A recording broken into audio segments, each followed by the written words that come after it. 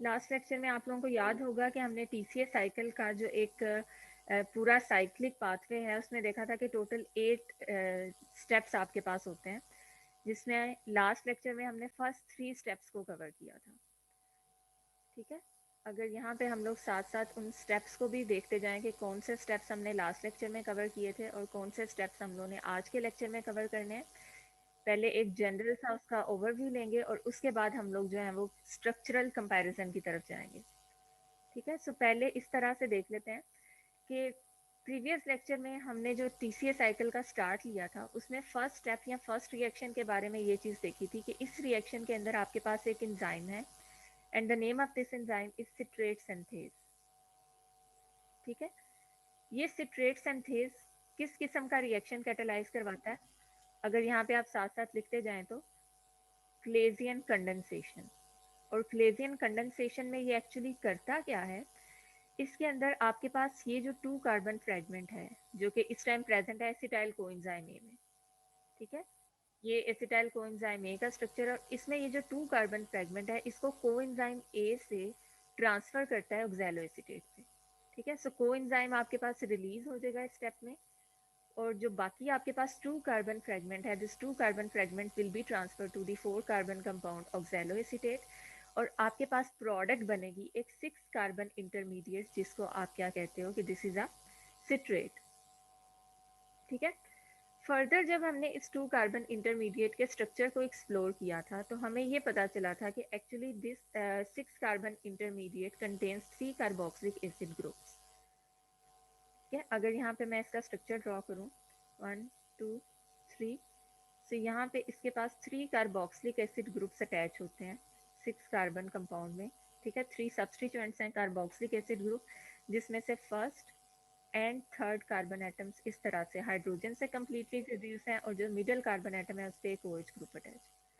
सो ये आपके पास से एक स्ट्रक्चर ऐसा है जिसमें you have 3 carboxylic acid group, so इसको हम कहते हैं this is tri carboxylic acid compound. और इसी कंपाउंड की वजह से हम ओवरऑल टीसीएस साइकिल को क्या कहते हैं, try carboxylic acid cycle. Because इसका जो पहला इंटरमीडिएट है, सबसे पहली प्रोडक्ट जो इस साइकिल के अंदर बनती है उसके अंदर टोटल कितने कार्बोक्सिलिक एसिड ग्रुप्स होते हैं, 3। सो इस बेस पे इसको टीसीएस साइकिल कहा जाता है। ओके, पहला स्टेप उसमें कौन सा एंजाइम है, कौन से इंटरमीडिएट्स कंबाइन होते हैं, क्या प्रोडक्ट बनाते हैं और किस किस्म का रिएक्शन ये कैटेलाइज करवाते हैं, ये आप लोगों को क्लियर है। नेक्स्ट स्टेप की तरफ अगर मूव करते हैं तो सेकंड स्टेप में आपने ये देखा था कि एक दफ़ा ये सिट्रेट अगर बन जाती है तो नेक्स्ट स्टेप में यू हैव एन एंजाइम अकोनिटेज। ठीक है, और ये अकोनिटेज एंजाइम क्या करता है, the name of enzyme is अकोनिटेज। ये इस सिट्रेट को इसकी आइसोमेरिक फॉर्म आइसोसिट्रेट में कन्वर्ट करता है। ठीक है, और कन्वर्जन में आपने देखा था कि आपके पास ये रिएक्शन 2 स्टेप्स में फर्दर स्प्लिट हुआ था। लाइक पहले हाफ आपके पास स्टेप के अंदर या एक स्टेप के अंदर क्या होता है कि वाटर मॉलिक्यूल रिलीज होता है। ठीक है, और सेकंड स्टेप के अंदर क्या होता है स्टेप बी में कि आपके पास वाटर मॉलिक्यूल की एडिशन होती है। ठीक है, so there is no net consumption और no net release of water molecule because जो वाटर मॉलिक्यूल रिलीज हो रहा है वो ऐड भी हो जाता है। सो यहाँ पे रिवर्सिबल रिमूवल और एडिशन ऑफ वाटर मॉलिक्यूल के बाद आपके पास अकोनिटेज क्या करता है, सिट्रेट को किस में कन्वर्ट करता है, आइसोसिट्रेट में। और स्टिल आपके पास यहाँ पे जो नंबर ऑफ कार्बन एटम्स हैं वो कितने हैं, 6। सो सेकंड आप यहाँ पे देखोगे कि आपका जो नेक्स्ट एंजाइम है अकोनिटेज एंजाइम, ये किस किस्म का रिएक्शन कैटेलाइज करवाता है, आइसोमराइजेशन। और उस आइसोमराइजेशन का मैकेनिज्म क्या है, reversible removal and addition of water molecule. ठीक है, ये सेकंड आपके पास रिएक्शन हो गया, फर्स्ट सेकंड। इस रिएक्शन के बाद थर्ड रिएक्शन भी हमने लास्ट लेक्चर में कवर किया था जिसमें एक डीहाइड्रोजिनेज एंजाइम आया था। ठीक है, और इस डीहाइड्रोजिनेज एंजाइम का नेम था आइसोसिट्रेट डीहाइड्रोजिनेज। ठीक है, और यहाँ पे आपने देखा था कि ये जो आइसोसिट्रेट डीहाइड्रोजिनेज एंजाइम है ये 2 काम करवा रहा होता है यहाँ पे। यानी अगर आप इसका रिएक्शन देखो तो आप कहते हो कि इस टाइम ये जो रिएक्शन कैटेलाइज करवाता है this reaction is oxidative D carboxylation, यानी एक तरफ तो आइसोसिट्रेट को ऑक्सीडाइज करवाएगा, ठीक है, आइसोसिट्रेट की ऑक्सीडेशन के बाद आइसोसिट्रेट कन्वर्ट हो जाएगा किसमें, अल्फा कीटोग्लूटारेट में।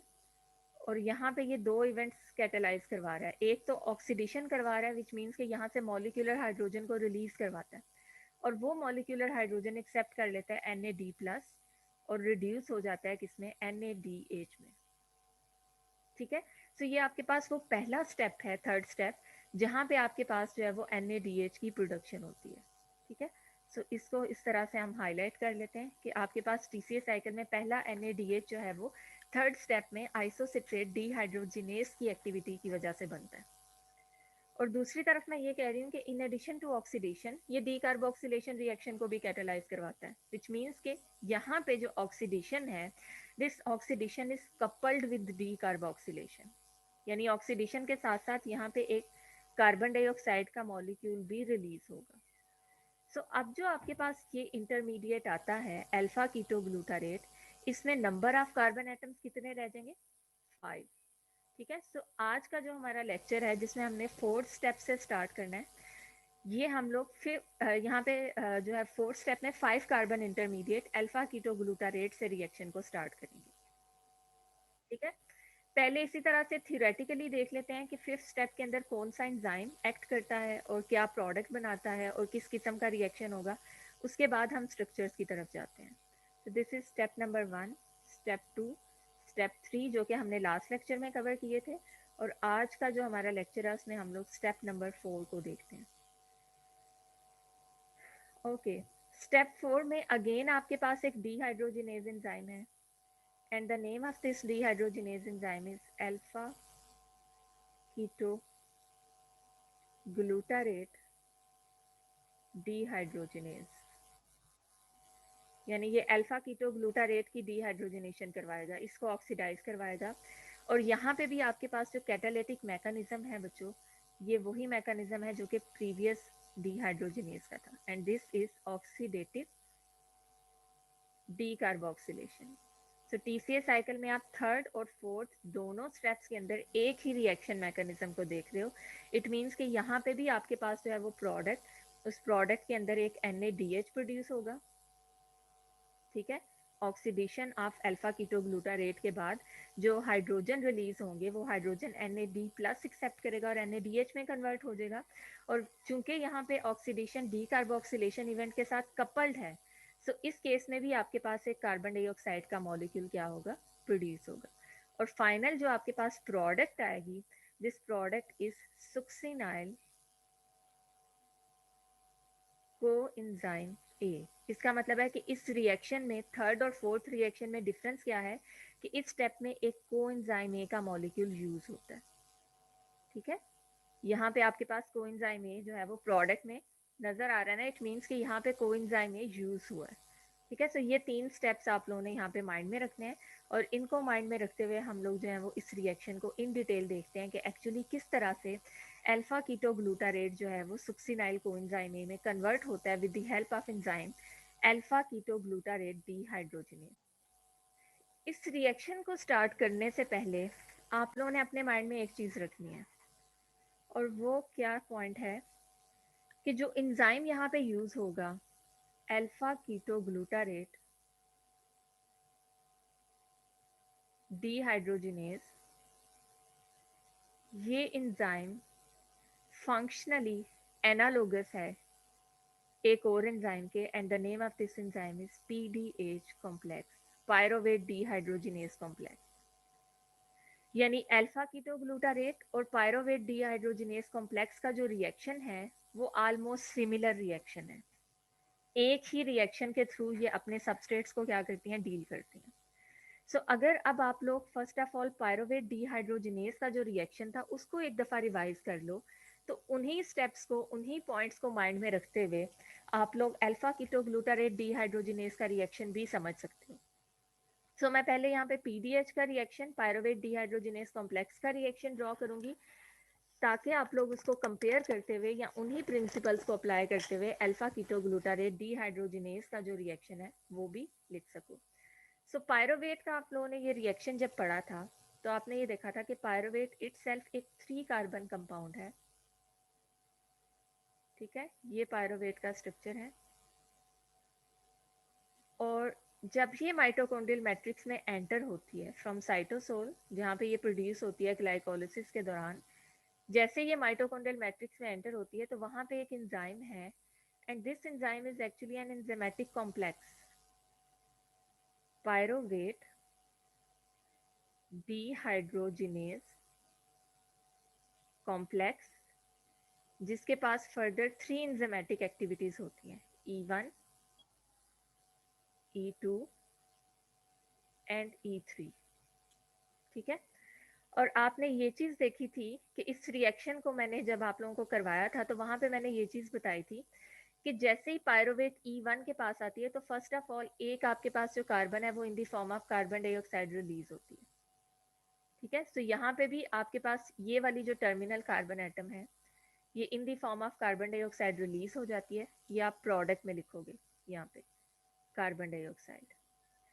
और जो रिमेनिंग 2 कार्बन फ्रेगमेंट था वो हमने इस कैटालिटिक मैकेनिज्म में देखा था कि वो पहले E1 में TPP के साथ अटैच होता है, फिर लिपोएट के साथ अटैच होता है, और फाइनली लिपोएट उसको ट्रांसफर कर देता है किसको, कोएंजाइम ए को, और उसे कन्वर्ट कर देता है। कोएंजाइम ए अपने थायोल ग्रुप के साथ इसे अटैच करवाता है और इटसेल्फ कन्वर्ट हो जाता है किसमें, एसिटाइल कोएंजाइम ए में। इसका मतलब है कि इस रिएक्शन में एक कोएंजाइम ए क्या होता है, कंज्यूम होता है, और ये coenzyme A actually D carboxylation के बाद जो 2 कार्बन फ्रेगमेंट बचता है उसको एक्सेप्ट कर लेता है। ऐसे ही आप लोग देखते हैं ना एसिटाइल कोएंजाइम ए का जब स्ट्रक्चर देखते हैं तो इसमें ये हाइड्रोजन रिप्लेस हो जाता है और इस हाइड्रोजन की जगह ये 2 कार्बन फ्रेगमेंट आके अटैच हो जाता है, जस्ट लाइक दिस,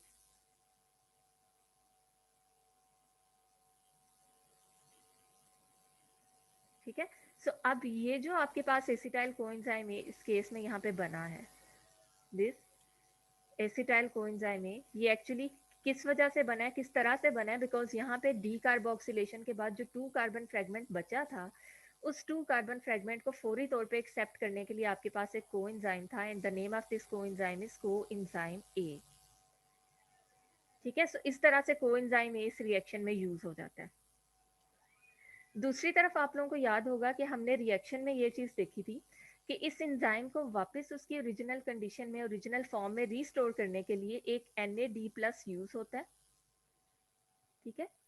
ये आप लोग अगर PDH वाला जो रिएक्शन है, जो मैकेनिज्म है, उसकी रिकॉर्डिंग देखोगे ना तो वहाँ पे आप लोगों को याद होगा कि मैंने ये बताया था कि जैसे ही आपका जो E3 पोर्शन है ये लिपोएट को वापस ओरिजिनल फॉर्म में कन्वर्ट करने के लिए उसकी जो रिड्यूस फॉर्म है वहाँ से हाइड्रोजन को एक्सेप्ट करता है और इट सेल्फ रिड्यूस हो जाता है FADH2 में, ठीक है। और इसको रीजनरेट करने के लिए साइटोसोल में एक NAD+ जो है वो इसके रिड्यूसिंग इक्विवेलेंट्स को एक्सेप्ट करेगा और किस में कन्वर्ट हो जाएगा, NADH+ प्रोटॉन में, ठीक है। सो सेकेंड पॉइंट आप लोग ये माइंड में रखोगे कि PDH के रिएक्शन में एक NAD+ किस में कन्वर्ट होता है, NADH+ प्रोटॉन में। और बाकी आप लोगों ने देखा है कि इसमें कुछ कोवलेंटली बॉन्ड प्रोस्थेटिक ग्रुप होते हैं, TPP, लिपोएट एंड FAD, जो कि रिएक्शन में पार्टिसिपेट तो करते हैं लेकिन कंज्यूम नहीं होते, यानी एंड पे वो अपनी ओरिजिनल फॉर्म को रीस्टोर कर लेते हैं, रीजनरेट हो जाते हैं, ठीक है। सो ये आप लोगों के सामने PDH कॉम्प्लेक्स का रिएक्शन मैंने यहाँ पे एक बार रिवाइज करवाया है। और अब अगर मैं ये कह रही हूँ कि alpha keto glutarate dehydrogenase complex ये फंक्शनली एनालोगस है या फंक्शनली ये सिमिलर है किसके, PDH कॉम्प्लेक्स के, तो इन्हीं पॉइंट्स को या इन्हीं कॉन्सेप्ट्स को आप ट्रांसलेट करोगे किसके ऊपर, इस एंजाइम के ऊपर। सो अब यहाँ पे मैं इस एंजाइम की सबस्ट्रेट लिख रही हूँ which is a 5 carbon intermediate alpha ketoglutarate, ठीक है। सो इसका स्ट्रक्चर मैं यहाँ पे ड्रॉ करने लगी हूँ। Now we have 5 carbon intermediate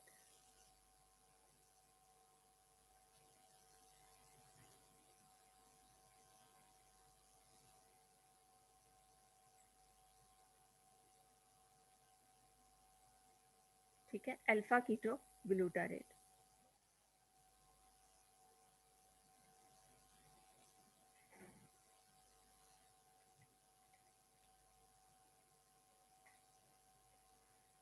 this is alpha keto glutarate.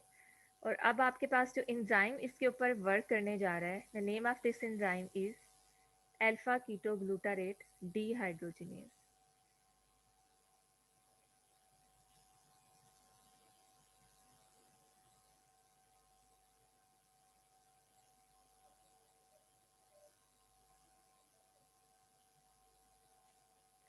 Okay बच्चों, अब अगर ये alpha keto glutarate dehydrogenase PDH complex जैसा है तो इट मीन्स कि ये भी एक एंजाइमेटिक कॉम्प्लेक्स है, तो आप इसे alpha keto glutarate dehydrogenase complex कह सकते हो। ठीक है, इट मीन्स इसमें भी उसी तरह की तीन जो है वो एक्टिव साइट्स होंगी, तीन डिफरेंट डोमेन्स होंगी, E1, E2 and E3। First step में आपके पास जब अल्फा कीटो ग्लूटारेट इस एंजाइम के पास आएगा, यानी रिएक्शन स्टार्ट होगा, तो इसमें से एक carbon in the form of carbon dioxide release हो जाएगी, दिस वन। ठीक है, क्योंकि यहाँ पे भी आपने देखा है कि वो वाली carbon dioxide which is closest to the carbonyl functional group, तो यहाँ पे भी आपके पास दो कार्बन डाइऑक्साइड, दो कार्बोक्सिलिक एसिड ग्रुप्स है ना, सो वो वाला carbon which is closest to the carbonyl functional group यहाँ से रिलीज होगा। और बाकी जो फोर कार्बन फ्रेगमेंट है, just like the two carbon fragment of pyruvate, ये four carbon fragment of alpha keto glutarate किसको ट्रांसफर होगा? Coenzyme A. ठीक है, सो अब ये जो आपके पास सुक्सिनाइल ग्रुप है, यहाँ पे two carbon fragment acetyl group था, और यहाँ पे जो फोर कार्बन फ्रेगमेंट है this is succinyl group. So this succinyl group will be transfer to the coenzyme A, और आपके पास प्रोडक्ट में जो है वो इस तरह से आप इसको ऑब्जर्व करोगे, 1 2 3 देन 4। और यहाँ पे ये वाला जो अब बॉन्ड है, यहाँ से ये ब्रेक हुआ है ना, तो इस केस में अब आपके पास ये वाला जो बॉन्ड है, दिस वन, ये किसके साथ बनेगा? विद कोएंजाइम ए, उसके सल्फर के साथ। तो यहाँ पे आप इसको इस तरह से हाईलाइट कर सकते हो कि यहाँ पे sulphur of coenzyme A will make a thioester bond. अब अगर आप लोगों को थायोईस्टर बॉन्ड जो कि मैंने लास्ट लेक्चर में बताया था उसके फीचर्स याद हैं, तो मैंने ये कहा था कि हमेशा एक ऐसा बॉन्ड थायोस्टर बॉन्ड हो सकता है जिसमें आपके पास जो बॉन्ड बनाने वाला जो सेंट्रल कार्बन एटम है, यहाँ पे ये न्यू बॉन्ड बन रहा है ना, this is new bond. So bond बनाने वाला कार्बन एटम एक तरफ डबल बॉन्ड के थ्रू अटैच है विद ऑक्सीजन, एक तरफ सिंगल बॉन्ड के थ्रू अटैच है विद सल्फर, और दूसरी तरफ ये सिंगल बॉन्ड बना रहा है विद कार्बन। सो ये प्रॉपर्टीज इसको किस क्लास में जो है वो आप क्लासीफाई कर सकते हैं इन प्रॉपर्टीज की बेस पे? थायोस्टर। सो सुक्सिनाइल कोएंजाइम इज अ थायोईस्टर कंपाउंड। ठीक है, और इसी तरह से यहाँ पे आपके पास एक कार्बन डाइऑक्साइड रिलीज होगा। और जस्ट लाइक पीडीएच कॉम्प्लेक्स, यहाँ पे भी आपके पास एक NAD प्लस का जो मॉलिक्यूल है ये रिड्यूस होके किस में कन्वर्ट हो जाएगा? NADH प्लस प्रोटॉन में। सो दिस इज हाउ कि आपका जो फोर्थ स्टेप है टीसीए साइकिल का, उस फोर्थ स्टेप के अंदर एक 5 carbon intermediate D carboxylation reaction और ऑक्सीडेशन के बाद किस में कन्वर्ट होता है? एक 4 कार्बन थायोईस्टर में। ठीक है, यहाँ पे सिर्फ आपने यही चीज याद रखनी है कि इस केस में आपका जो रिएक्शन है this is analogous to PDH complex, तो उसी पॉइंट के थ्रू आप इस रिएक्शन को जो है वो फर्दर ट्रांसलेट कर सकते हो। यहाँ पे आप इसको देख सकते हो कि ये जो अल्फा कीटो ग्लूटारेट है अल्टीमेटली उसी मैकेनिज्म के थ्रू जो मैंने वहाँ पे ड्रॉ किया है सुक्सिनाइल कोएंजाइम ए में कन्वर्ट हो गया है, और सुक्सिनाइल कोएंजाइम ए जो है वो क्या है? एक थायोईस्टर है। नाउ फिफ्थ स्टेप में क्या होगा? एज वी ऑल नो कि जितने भी जो थायोईस्टर्स होते हैं, आप लोगों को याद होगा कि बायोएनर्जेटिक्स वाले चैप्टर में मैंने आपसे कहा था कि देयर आर मेनी कंपाउंड्स जिनकी जो फ्री एनर्जी ऑफ हाइड्रोलिसिस है वो इवन एटीपी से भी ज़्यादा है। ठीक है, जिसमें आपके पास कुछ कंपाउंड्स होते हैं असाइल फॉस्फेट्स, जिसमें फॉस्फो इनोल पायरोवेट आ जाता है। ठीक है, और कुछ कंपाउंड से थायोईस्टर्स, जिन बच्चों ने चैप्टर से इस चीज़ को पढ़ा था उन्होंने डेफिनेटली ये नेम्स जो हैं वो वहाँ पे देखे होंगे। सो ये ऐसे कंपाउंड्स हैं जिनकी जो एनर्जी है, जिनकी जो डेल्टा जी वैल्यू है वो इवन एटीपी से भी ज़्यादा है। लाइक आप इसको 40 टू -70 की रेंज में देख सकते हैं depending upon the type of compound. ठीक है, सो एटीपी से तो आपको -30 किलो जूल पर मोल एनर्जी मिलती है, लेकिन इन कंपाउंड्स की जब हाइड्रोलिसिस होगी तो आपको एटीपी से भी ज़्यादा एनर्जी मिलेगी। एंड रिमेंबर वन थिंग कि अगर ये इतनी एनर्जी आपके पास किसी कंपाउंड में प्रेजेंट होती है तो ये इमीडिएटली क्या करता है, अपनी एनर्जी को यूज़ करते हुए एटीपी फॉर्मेशन करवाता है, ठीक है, ताकि वो एनर्जी सेल के अंदर सेव हो सके। सो नाउ टीसीए साइकिल में भी हमने एक हाई एनर्जी कंपाउंड, एक थायोस्टर की फॉर्मेशन देखी है, और हमें ये पता है कि इस थायोस्टर से निकलने वाली एनर्जी, इसकी हाइड्रोलिसिस से रिलीज होने वाली एनर्जी, एटीपी को बनाने के लिए जितनी एनर्जी चाहिए होती है, लाइक अगर एटीपी की हाइड्रोलिसिस से इतनी एनर्जी रिलीज होती है तो डेफिनेटली एटीपी फॉर्मेशन के लिए मिनिमम आपको 30 किलो जूल पर मोल एनर्जी रिक्वायर्ड है, ठीक है। सो अगर एक ऐसा कंपाउंड है जिससे इतनी सारी एनर्जी निकल रही है तो आप उस एनर्जी को यूज करते हुए एटीपी की जो रिक्वायरमेंट की एनर्जी डिमांड है उनको पूरा कर सकते हो, ठीक है। सो अब आप यहाँ पे ऑब्जर्व करोगे कि टीसीए साइकिल में ये जो एक हाई एनर्जी कंपाउंड थायोईस्टर प्रोड्यूस हुआ है, in the very next step, step number 5 के अंदर ये थायोईस्टर क्या करता है, हाइड्रोलाइज हो जाता है। हाइड्रोलाइज का वर्ड खैर मैं यहाँ पे यूज़ नहीं करूँगी बिकॉज यहाँ पे बॉन्ड की क्लीवेज हाइड्रोलिसिस के मैकेनिज्म से नहीं होती बल्कि फॉस्फोरोलाइसिस के मैकेनिज्म से होती है, ठीक है। सो नेक्स्ट स्टेप के अंदर क्या होगा कि आपके पास एक एंजाइम है सुक्सिनाइल कोएंजाइमेज सिंथेटेज, जो कि इस केस में जो हाई एनर्जी बॉन्ड है between succinyl group and coenzyme A, and this bond is thioester bond, ये हाई एनर्जी बॉन्ड है, ठीक है। एनर्जी इस केस में आपके थायोईस्टर बॉन्ड में प्रेजेंट है, और थायोईस्टर बॉन्ड यहाँ पे मैंने हाईलाइट किया हुआ है, this bond is thioester bond. सो अब इन नेक्स्ट स्टेप में आपके पास एक ऐसा एंजाइम है जो कि इस बॉन्ड को ब्रेक करेगा ताकि इस थायोईस्टर की हाइड्रोलिसिस हो, ये थायोईस्टर ब्रेक हो और इससे एनर्जी रिलीज हो, ठीक है। और वो एंजाइम आपके पास कौन सा है, सुक्सिनाइल कोएंजाइमेज सिंथेटेज। ये क्या करता है, सुक्सिनाइल कोएंजाइम ए में जो सुक्सिनाइल और कोएंजाइम ए के दरमियान थायोईस्टर बॉन्ड है, इस बॉन्ड को ब्रेक करेगा, और ब्रेकेज के बाद क्या करेगा, कोएंजाइम ए को रिलीज करवा देगा।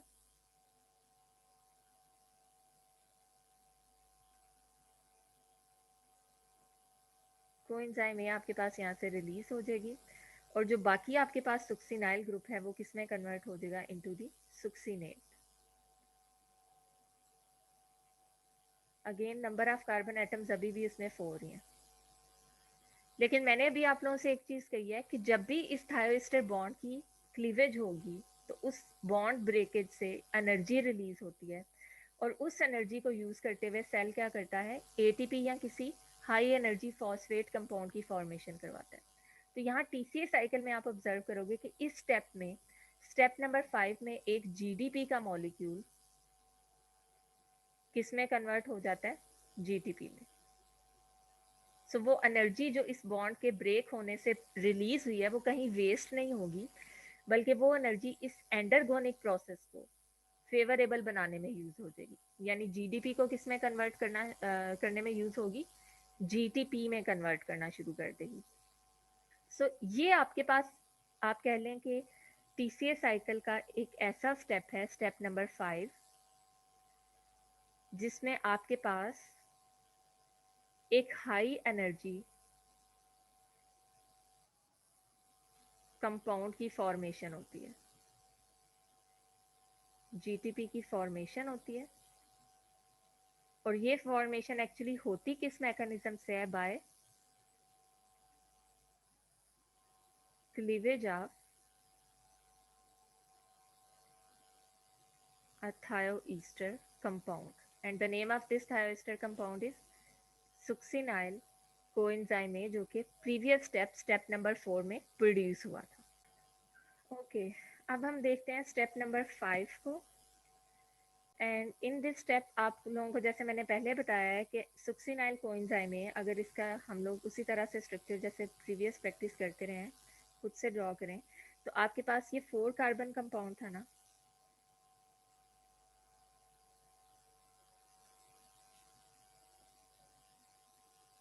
सॉरी,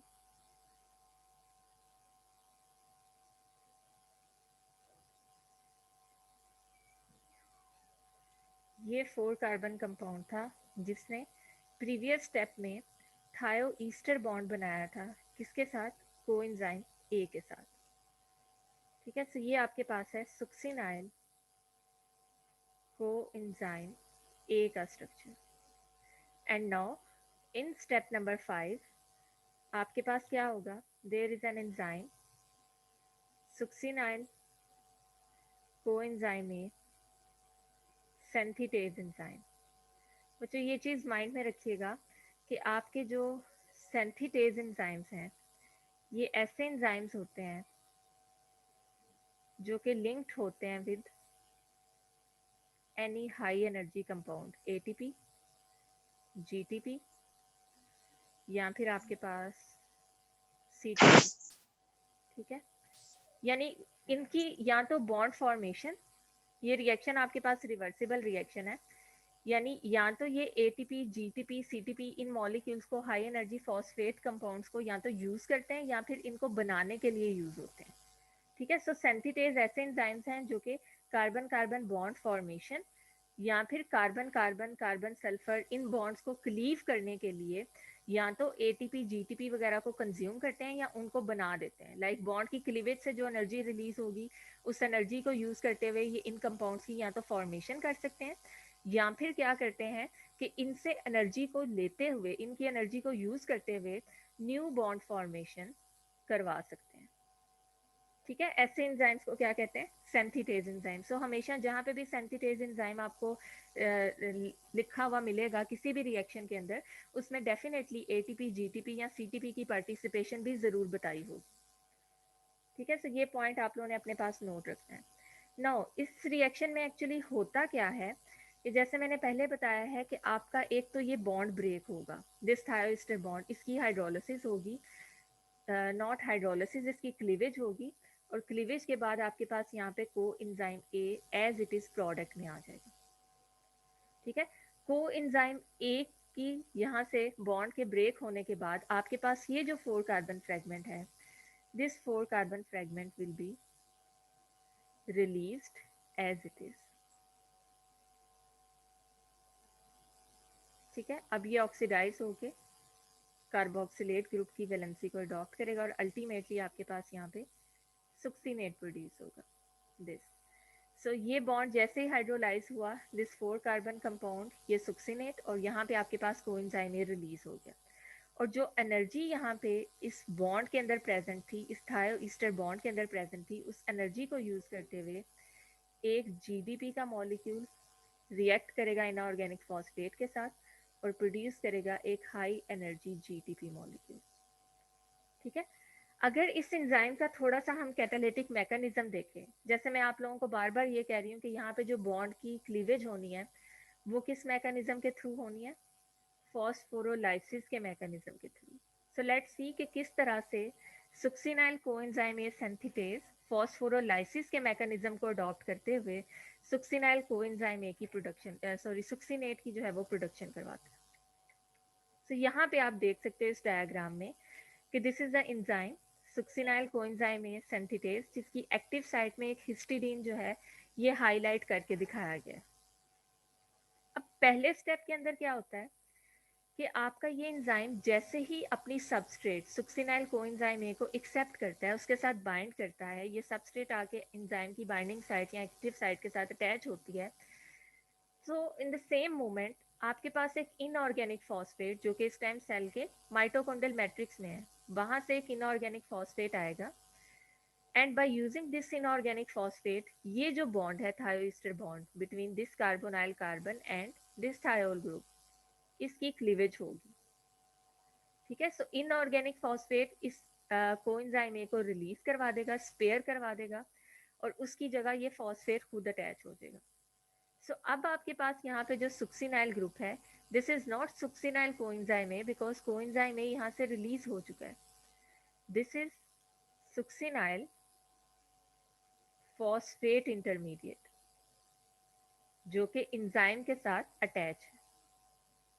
ये फर्स्ट स्टेप में आपके पास प्रोड्यूस हुआ है। Now in this second step क्या होगा कि ये जो एंजाइम का ये हिस्टिडीन है, हिस्टिडीन रेजिड्यू जो कि एक्टिव साइट के अंदर प्रेजेंट है, this histidine will accept this phosphate group, यानी यहाँ से इस फॉस्फेट को रिलीज करवा देती है. इट मीन्स कि इसका सोल पर्पस क्या था, सिर्फ बॉन्ड को ब्रेक करवाना, और बॉन्ड को ब्रेक करवाने के बाद इस फॉस्फेट को एक्सेप्ट कर लेती है कौन, हिस्टिडीन.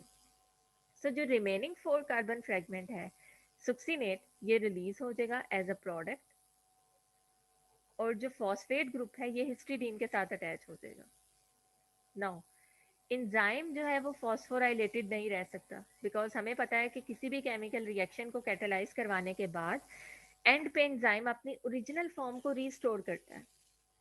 सो यहाँ पे जो इसने फॉस्फेट ग्रुप एक्सेप्ट किया है, इमीडिएटली ये क्या करता है, ये फॉस्फेट ग्रुप अपने सेकंड सबस्ट्रेट यानी जीडीपी को ट्रांसफर करता है और उसको कन्वर्ट करवा देता है किसमें, जीटीपी में. सो दिस इज हाउ कि ये जो फॉस्फेट ग्रुप है इसने बॉन्ड को ब्रेक करवाया, फर्स्ट सबस्ट्रेट प्रोडक्ट रिलीज करवाई, और उसके बाद ये एंजाइम के साथ अटैच होकर जो सेकंड सबस्ट्रेट है उसमें ट्रांसफर हो जाएगा, और उसकी conversion into the high energy GTP compound इसको क्या करेगा, फैसिलिटेट करेगा. नाउ सेल के अंदर अगर आपके पास जीटीपी की प्रोडक्शन होती है, इट मीन्स कि एटीपी ही बन रहा है, बिकॉज जीटीपी बगैर किसी इन्वेस्टमेंट ऑफ एनर्जी के डायरेक्टली अपना फॉस्फेट ग्रुप ट्रांसफर करके किस में कन्वर्ट हो सकती है, एटीपी में.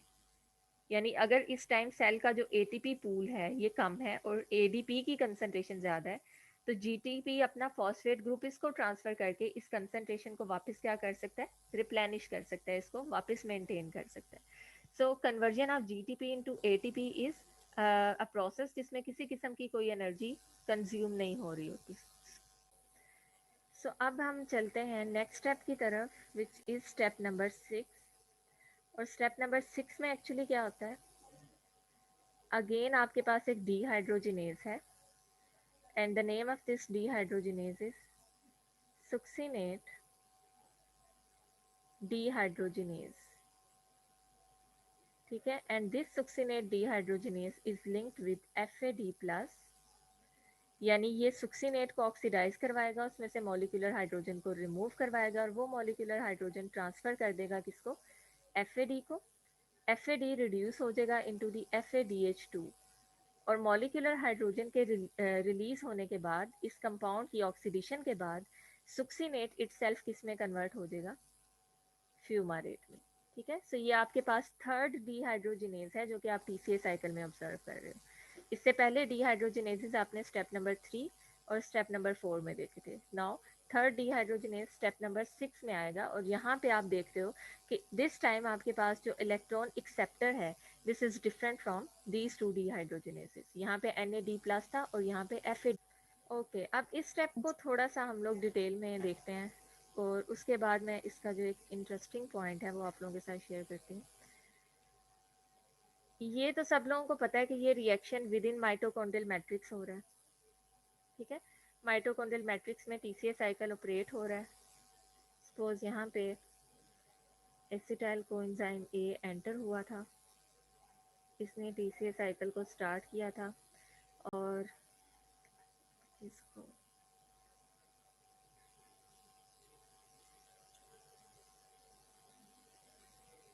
ठीक है, इसने टीसीए साइकिल को स्टार्ट किया, और यहाँ तक आपके पास किस चीज़ की प्रोडक्शन हो चुकी है, सुक्सीनेट की प्रोडक्शन हो चुकी है. अब जो नेक्स्ट एंजाइम है बच्चों, ये एक टीसीए साइकिल का अकेला एक ऐसा एंजाइम है which is not present in mitochondrial matrix. Like इससे पहले आपका जो पहला एंजाइम था सिट्रेट सिंथेज, वो भी माइटोकॉन्ड्रियल मैट्रिक्स में प्रेजेंट था.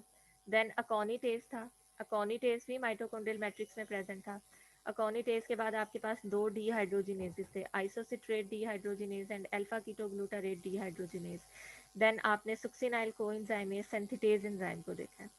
ये सारे एंजाइम माइटोकॉन्ड्रियल मैट्रिक्स में प्रेजेंट थे. माइटोकॉन्ड्रियल मैट्रिक्स की ये जो स्पेस है ना, ग्राउंड स्पेस, इसमें ये डिसॉल्व होते हैं, ये सोलुबल एंजाइम्स हैं. ठीक है, लेकिन सुक्सिनेट डीहाइड्रोजिनेज एंजाइम जिसने सुक्सिनेट को किस में कन्वर्ट करना है, फ्यूमारेट में, ये टीसीए साइकिल का एक वाहिद ऐसा एंजाइम है which is linked with inner mitochondrial membrane. ये बाउंड एंजाइम है. ये फ्री फॉर्म में प्रेजेंट नहीं है, बल्कि ये इनर माइटोकॉन्ड्रियल मेम्ब्रेन के साथ बाउंड होता है, वहाँ पे अटैच होता है। और ये एक ऐसा एंजाइम है जो कि टीसीए साइकिल में भी यूज़ होता है, और आगे चल के आप देखोगे कि यही एंजाइम इलेक्ट्रॉन ट्रांसपोर्ट चेन में भी यूज़ होता है। ठीक है, सो एक्चुअली इसका फंक्शन क्या है कि टीसीए साइकिल में जो सुक्सिनेट को ऑक्सीडाइज करवा के जब ये फ्यूमारेट में कन्वर्ट करता है, तो इस टाइम ये उन रिड्यूसिंग इक्विवेलेंट्स को FAD को रिड्यूस करवा के किस में कन्वर्ट करता है, FADH2 में। और ये जो FAD आपके पास है, this is not free, this is covalently attach to this enzyme. ठीक है, ये FAD प्लस यहाँ पे कोवलेंटली इसके साथ अटैच है। सो बिकॉज ये एंजाइम इसको खुद से माइटोकॉन्ड्रियल मैट्रिक्स से इलेक्ट्रॉन ट्रांसपोर्ट चेन में जाना है और वहाँ पे जाके अपने इलेक्ट्रॉन रिलीज करने हैं। बिकॉज ऑब्वियसली अगर NADH होता जो कि सॉलेबल है, तो डेफिनेटली ये इटसेल्फ ट्रेवल करके यहाँ पे जाके अपने इलेक्ट्रॉन रिलीज कर सकता था। लेकिन यहाँ पे आपके पास जो को फैक्टर जिसने हाइड्रोजन या इलेक्ट्रॉन एक्सेप्ट किए हैं, दिस इज नॉट फ्री, बल्कि ये कोवलेंटली बाउंड है to a protein, to a enzyme. ठीक है, सो एंजाइम को मूव करना पड़ना था ना। सो इस चीज़ को फेवरेबल बनाने के लिए ये एंजाइम ऑलरेडी मेम्ब्रेन में ही प्रेजेंट है, टीसीए साइकिल में हेल्प करता है, वहां से रिड्यूसिंग इक्विवेलेंट्स को पिक करता है और फौरी तौर पे इन रिड्यूसिंग इक्विवेलेंट से रिलीज होने वाले इलेक्ट्रॉन कहाँ पे भेज देता है, इलेक्ट्रॉन ट्रांसपोर्ट चेन में। ठीक है, सो ये टू वे एक्ट कर रहा है।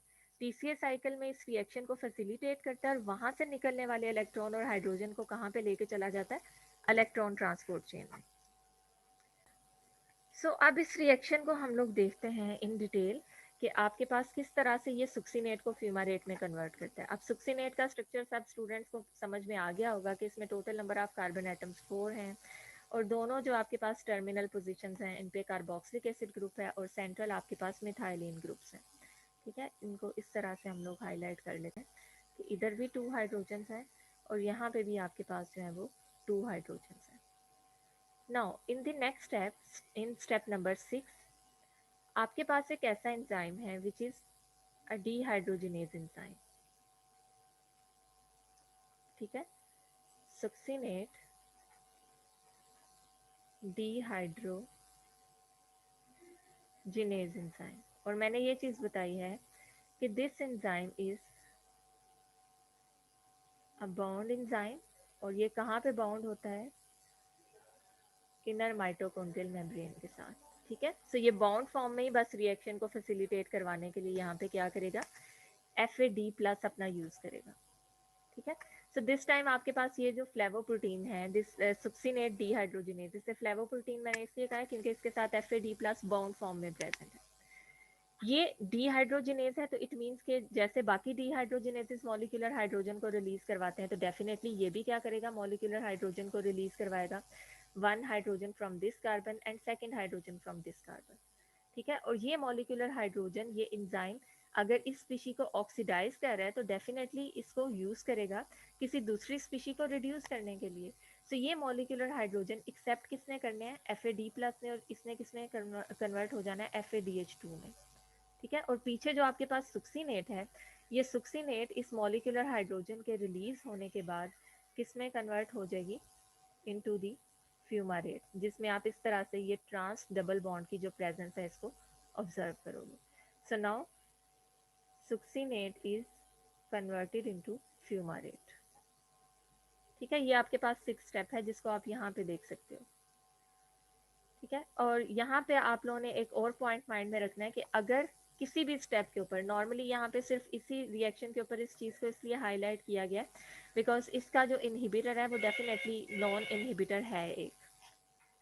सो ये जो एंजाइम है सुक्सिनेट डीहाइड्रोजिनेज, अगर इसकी सबस्ट्रेट के स्ट्रक्चर से मिलता जुलता कोई मॉलिक्यूल सेल के अंदर प्रेजेंट हो, तो this molecule can act as inhibitor for this enzyme. ठीक है, ये सब लोगों को पता है ना, एंजाइमोलॉजी में ये चीज़ पढ़ी होगी कि सुक्सिनेट कि आपके पास कोई भी ऐसा एंजाइम जिसकी सबस्ट्रेट से मिलता जुलता आपके पास कोई स्ट्रक्चर प्रेजेंट होता है, वो एक्टिव साइट में आके बाइंड कर सकता है। ठीक है, और अगर वो स्ट्रक्चर एक्टिव साइट में आके बाइंड करेगा तो डेफिनेटली सबस्ट्रेट बाइंड नहीं कर सकती। सपोज ये आपके पास सबस्ट्रेट है और यहाँ पे कोई दूसरा स्ट्रक्चर है जो कि सिमिलर है सबस्ट्रेट से।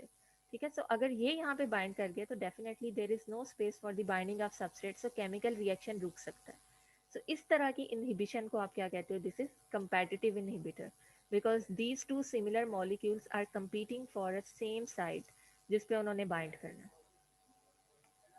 ठीक, so malonate is a structural analog and competitive inhibitor of succinate dehydrogenase enzyme because its structure is similar to succinate।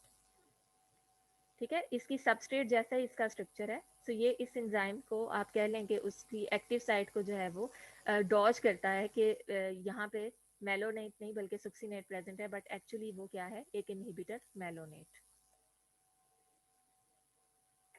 Okay, 6 step के बाद moving toward next step 7 step, जिसमें आपके पास फ्यूमारेट ने कन्वर्ट होना है किसमें? मेलेट में। कंपैरेटिवली एक सिंपल स्टेप है जिसमें एंजाइम फ्यूमारेज सिर्फ एक वाटर मॉलिक्यूल को ऐड करती है। ठीक है, और उस वाटर मॉलिक्यूल को ऐड करने का मकसद क्या है? जो डबल बॉन्ड फ्यूमारेट के स्ट्रक्चर में प्रोड्यूस हुआ था, उस डबल बॉन्ड को क्या किया जाए? रिड्यूस किया जाए, सैचुरेट किया जाए। सो फ्यूमारेट इस वाटर मॉलिक्यूल को एक्सेप्ट करने के बाद किस में कन्वर्ट हो जाती है? Into L malate. This is the 7th step of PCA cycle. और लेट्स सी कि एक्चुअली ये रिएक्शन किस तरह से होता है।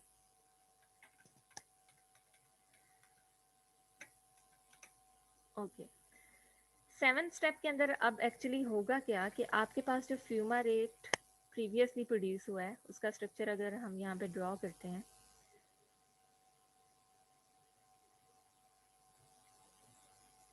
ठीक है, यहाँ पे आपके पास एक ट्रांस डबल बॉन्ड प्रोड्यूस हुआ है because of the activity of succinate dehydrogenase enzyme.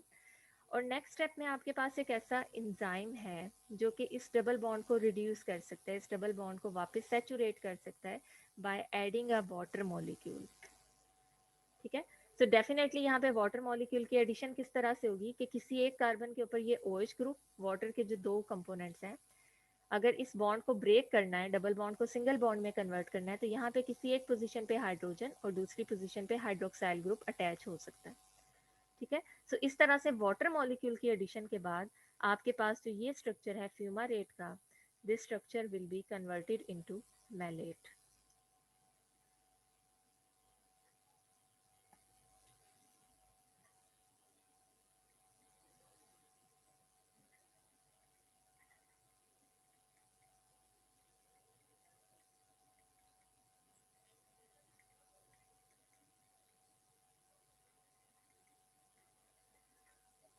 और यहाँ पे अगर मैं हाईलाइट करूँ कि कौन से ग्रुप्स वाटर ने यहाँ पे डोनेट किए हैं, तो ये आप देख सकते हो कि ये proton and this hydroxyl group जब इन दो कार्बन एटम्स के अराउंड अटैच होंगे तो जो डबल बॉन्ड प्रीवियसली यहाँ पे प्रेजेंट था इन द स्ट्रक्चर ऑफ फ्यूमारेट, वो क्या हो जाएगा? हाइड्रोलाइज हो जाएगा। और ये रिएक्शन नॉर्मली आपके पास 2 स्टेप्स में होता है, यानी फ्यूमारेट को कम्प्लीटली रिड्यूस करने के लिए पहले हाइड्रोक्साइल ग्रुप की अटैचमेंट होती है एक कार्बन के साथ, और दूसरा आपके पास कार्बन जो है वो बस बॉन्ड ब्रेक करके कार्बन आयन की फॉर्म में प्रेजेंट होता है, which is a transition state, जो कि बहुत माइन्यूट इंटरवल ऑफ टाइम के लिए प्रोड्यूस होती है। एंड देन नेक्स्ट स्टेप में जो वाटर का सेकंड कंपोनेंट है प्रोटॉन, वो यहाँ पे अटैच होगा और कम्प्लीटली इसको रिड्यूस करके किस में कन्वर्ट कर देगा? एल मेलेट में। की वजह से आप लोगों को याद होगा कि जब हम लोगों ने पढ़ी थे कार्बोहाइड्रेट्स एंड लिपिड्स, तो उसमें हमने इन डी एंड एल फॉर्म्स का जिक्र किया था। ठीक है, स्टीरियो आइसोमर्स का यस जिक्र मैम। किया था। और वहाँ पे मैंने ये चीज़ हाईलाइट की थी कि अगर आपके पास किसी स्ट्रक्चर में कोई कायरल कार्बन प्रेजेंट होता है, तो उस कायरल कार्बन की वजह से उस स्ट्रक्चर में ऑप्टिकल रोटेशन आ जाती है। ठीक है, सो ऑप्टिकल रोटेशन की वजह से क्या होता है कि वो प्लेन पोलराइज लाइट को one of the two directions में रोटेट करता है। और आपके पास वो डायरेक्शन अगर लेफ्ट साइड में है तो आप उसको कहोगे कि this structure is L stereo isomer, और अगर राइट साइड में है तो this structure is D stereo isomer. So यहाँ पे आप देख सकते हो ये कायरल कार्बन नहीं है, ये भी कायरल कार्बन नहीं है, ये भी कायरल कार्बन नहीं है, only this carbon is chiral. और यहाँ पे अगर हाइड्रोक्साइल ग्रुप की पोजीशन लेफ्ट साइड पे है तो आपका स्ट्रक्चर एल फॉर्म में होगा। ठीक है, सो टीसीए साइकिल में जो मेलेट प्रोड्यूस होता है, this malate is L malate, not D malate. अगर आप डी मेलेट लिखोगे तो it is wrong, because we all know कि जो इंजाइम्स हैं दे आर स्टीरियो स्पेसिफिक। अगर कोई इंजाइम सपोज मेलेट डीहाइड्रोजिनेज है और उसने मेलेट को कन्वर्ट करना है ऑक्सैलो एसीटेट में, तो डेफिनेटली अगर उसने मैलेट को ऑक्सैलो एसीटेट में कन्वर्ट करना है तो डेफिनेटली वो उसकी स्टीरियो आइसोमेरिक फॉर्म भी देखेगा कि ये एल मैलेट है या डी, और अगर एंजाइम एल के लिए स्पेसिफिक है तो it will not work on D. ठीक है, सो इसलिए आप लोगों को ये चीज़ पता होनी चाहिए कि टीसीए साइकिल में जो मैलेट प्रोड्यूस होता है, this malate is actually L malate, जो कि मैंने यहाँ पे लिखा है। ठीक है, now final step of the TCA cycle is conversion of this L malate into oxaloacetate. यहाँ पे आप लोगों का साइकिल कंप्लीट होगा, और इसमें जो एंजाइम आपके पास वर्क करता है, इस एंजाइम से आप लोग कुछ हद तक फेमिलियराइज हैं, बिकॉज हम लोगों ने ग्लूकोनियोजेनेसिस में इस एंजाइम के बारे में थोड़ा सा पढ़ा था, जहाँ पे ये मैलेट ऑक्सैलो एसीटेट शटल में इन्वॉल्व था, and the enzyme is malate dehydrogenase, जो कि मैलेट को किस में कन्वर्ट करता है, ऑक्सैलो एसीटेट में। और एक्चुअली ये कन्वर्जन होती किस तरह से है, again because this is a dehydrogenase enzyme, so ये मैलेट से एक मॉलिक्यूलर हाइड्रोजन को रिलीज करेगा, और उस मॉलिक्यूलर हाइड्रोजन को अपने साथ लिंक्ड एक इलेक्ट्रॉन एक्सेप्टर को ट्रांसफर कर देगा। ठीक है, so this is the fourth dehydrogenase जो कि आप टीसीए साइकिल में देख रहे हो, मैलेट डीहाइड्रोजिनेज, जो कि एल मैलेट को किस में कन्वर्ट करता है, ऑक्सैलो एसीटेट में। Okay, last and eighth step of the TCA cycle, which is conversion of L-malate into oxaloacetate. और यहाँ पे आपके पास एंजाइम है malate dehydrogenase, just like the other dehydrogenases, ये भी मॉलिक्यूलर हाइड्रोजन को रिलीज करवाता है एक सबस्ट्रेट में से और उसको ट्रांसफर करवाता है किसी एक्सेप्टर के ऊपर, यानी एक स्पीशी को ऑक्सीडाइज करवाएगा और साइमल्टेनियसली किसी दूसरी स्पीशी को क्या करवाता है, रिड्यूस करवाता है। और यहाँ पे आप ये देखते हो कि किस स्पीशी की ऑक्सीडेशन होगी, मैलेट की, और सोर्स क्या है, किस कार्बन से ये हाइड्रोजन को पिक करता है, from the same carbon, chiral carbon. ठीक है, सो हाइड्रोजन एंड हाइड्रोजन, ये दोनों हाइड्रोजन जब यहाँ से रिलीज होंगे तो डेफिनेटली यहाँ पे डबल बॉन्ड फॉर्मेशन होगी, और जो आपके पास एल मैलेट का स्ट्रक्चर है वो किस में कन्वर्ट हो जाएगा, ऑक्सैलो एसीटेट। और इस ऑक्सीडेशन प्रोसेस में जो मॉलिक्यूलर हाइड्रोजन रिलीज हुई है, this molecular hydrogen will be accepted by NAD+, जो कि इसके साथ लिंक्ड है, इसका को फैक्टर है, ये इस मॉलिक्यूलर हाइड्रोजन को एक्सेप्ट करके रिड्यूस हो जाएगा इनटू दी NADH+ प्रोटॉन। ठीक है, सो आप कंप्लीटली इस टीसीए साइकिल की जो स्टीशियोमेट्री है उसको इस साइकिल से कैलकुलेट कर सकते हो कि इसमें टोटल कितने ATPs, कितने NADH और कितने FADH2 प्रोड्यूस होते हैं। लाइक अगर एक एसिटाइल कोएंजाइम ए टीसीए साइकिल के थ्रू ऑक्सीडाइज होता है, तो आप देख सकते हो कि step number 3 and step number 4 में एक एक NADH प्रोड्यूस होगा। ठीक है, इसी तरह से आपके पास स्टेप नंबर 5 पे एक ATP, इसकी प्रोडक्शन होगी, स्टेप नंबर 6 में एक FADH2 प्रोड्यूस होगा, और स्टेप नंबर 8 में आपके पास एक NADH की प्रोडक्शन होगी। सो वी कैन से कि आपके पास जो एसिटाइल कोएंजाइम ए की कंप्लीट ऑक्सीडेशन के बाद टीसीए साइकिल में आपके पास कितने NADH प्रोड्यूस होते हैं, 3, कितने FADH2 की प्रोडक्शन होगी, 1, और कितने ATPs प्रोड्यूस होंगे, 1। ये क्लियर हो गया सबको? Yes ma'am. ओके, अब इसी चीज़ को बस 1 से 2 मिनट मुझे लगेंगे, बस आप लोगों का एक पॉइंट क्लियर करवाना है। इसी चीज़ को ओके अगर मैम, आप 10 मिनट ले ले जाए। ठीक है, थैंक यू। सो इस केस में अगर आप ग्लूकोज से स्टार्ट करो, द सेम ग्लूकोज जो कि सेल के अंदर एंटर हुआ था और जिसकी हमने सबसे पहले ग्लाइकोलिसिस देखी है, तो अगर हम ग्लूकोज से अब तक कितने ATPs, कितने NADH, कितने FADH2 प्रोड्यूस हो गए हैं, इनको कैलकुलेट करें, इनको काउंट करें, ताकि एंड पे जब मैंने स्टार्ट फर्स्ट लेक्चर से आप लोगों के सामने ये डिस्कस कर रही हूँ कि टोटल अमाउंट ऑफ ATPs जो कि कंप्लीट ऑक्सीडेशन से प्रोड्यूस होती है वो 30 या 32 है, इसको भी तो जस्टिफाई करना है ना, काउंट करने हैं एंड पे। सो हमें हर एक स्टेप में, हर एक स्टेज में प्रोड्यूस होने वाले ATPs, इन सबको भी साथ साथ कंसीडर करना है। ठीक है, सो पहले ग्लाइकोलिसिस में आपने देखा कि जब ये एंटर होता है ग्लूकोज सेल के अंदर, तो पहली स्टेज इसकी है ग्लाइकोलिसिस की, और ग्लाइकोलिसिस के अंदर आपके पास क्या प्रोडक्ट्स प्रोड्यूस होती हैं, 2 पायरोवेट, 2 NADH +2 ATPs। ठीक है, उसके बाद हमने ये देखा कि ये जो पायरोवेट है, ये पायरोवेट साइटोसोल में नहीं रहती, बल्कि साइटोसोल से मूव कर जाती है माइटोकॉन्ड्रियल मैट्रिक्स में। और माइटोकॉन्ड्रियल मैट्रिक्स में यहाँ पे पायरोवेट को ऑक्सीडाइज करने वाला एक एंजाइम प्रेजेंट है, and the name of this enzyme is PDH complex, pyruvate dehydrogenase complex. और ये कॉम्प्लेक्स क्या करता है, यहाँ पे डेफिनेटली 2 कोएंजाइम इसको यूज करेगा, क्योंकि मैंने यहाँ पे डबल अमाउंट लिखी है ना, इसलिए मैं यहाँ पे 2 लिख रही हूँ साथ। 2Na प्लस को रिड्यूस कर देगा किसमें, 2NADH प्लस 2 प्रोटॉन्स में, और आपके पास प्रोडक्ट में 2 acetyl coenzyme A and 2 carbon dioxide produce होंगे। अब अभी थोड़ी देर पहले हम लोगों ने देखा है कि एक एसिटाइल कोएंजाइम A जब TCA साइकिल में एंटर होता है, एक एसिटाइल कोएंजाइम A जब TCA साइकिल में एंटर होगा, तो इस साइकिल में ये 3NADH की प्रोडक्शन करवाता है, ठीक है, एक FADH2 की प्रोडक्शन करवाता है, और एक ATP की प्रोडक्शन करवाता है।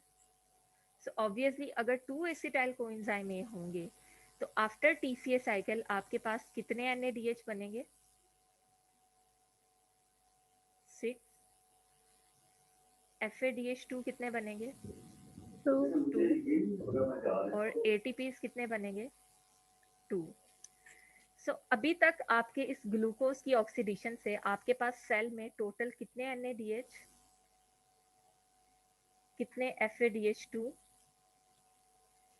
और कितने ATPs बन चुके हैं, इनको काउंट करते हैं। इसमें हमने इन तीनों स्टेजेस को देखना है, दोनों स्टेजेस को, ठीक है, ग्लाइकोलिसिस, देन पीडीएच कॉम्प्लेक्स का रिएक्शन, और उसके बाद TCA साइकिल, इन 3 स्टेप्स को देखेंगे।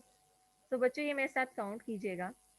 अगर पहले हम NADH को देखते हैं, तो ग्लूकोज की ग्लाइकोलिसिस के थ्रू जब ऑक्सीडेशन होती है तो 2 NADH यहाँ पे बनते हैं, देन 2 पायरोवेट जब पीडीएच कॉम्प्लेक्स के थ्रू ऑक्सीडाइज होते हैं to the 2 acetyl coenzyme A, तो 2 NADH यहाँ पे प्रोड्यूस होंगे, ठीक है।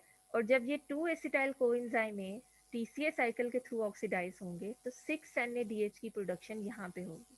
सो we have total of 10 NADH। इस स्टेज तक हमारे पास कितने NADH हैं टोटल,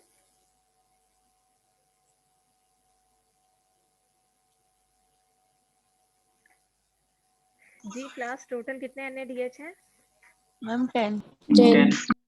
कैसे काउंट किए हैं, समझ में आ गया ना। यस इसी तरह से अगर FADH2 को काउंट करें तो ग्लाइकोलिसिस में तो प्रोड्यूस नहीं हुए, पायरोवेट की एसिटाइल कोएंजाइम ए की कन्वर्जन में प्रोड्यूस नहीं हुए, सिर्फ TCA साइकिल में प्रोड्यूस हुए हैं। सो इट मींस कि नेट FADH2 प्रोडक्शन इज 2, ठीक है। और अगर ATPs को देखें तो 2 ATPs यहाँ पे हैं और 2 ATPs यहाँ पे हैं, सो टोटल ATPs आपके पास कितने हैं, 4। ये अभी तक आप लोगों के TCA साइकिल से ये चीजें आप लोगों को मिली हैं, ठीक है। आगे हम इलेक्ट्रॉन ट्रांसपोर्ट चेन में फिर देखेंगे कि किस तरह से आपके पास प्रोडक्शन होगी ATPs की।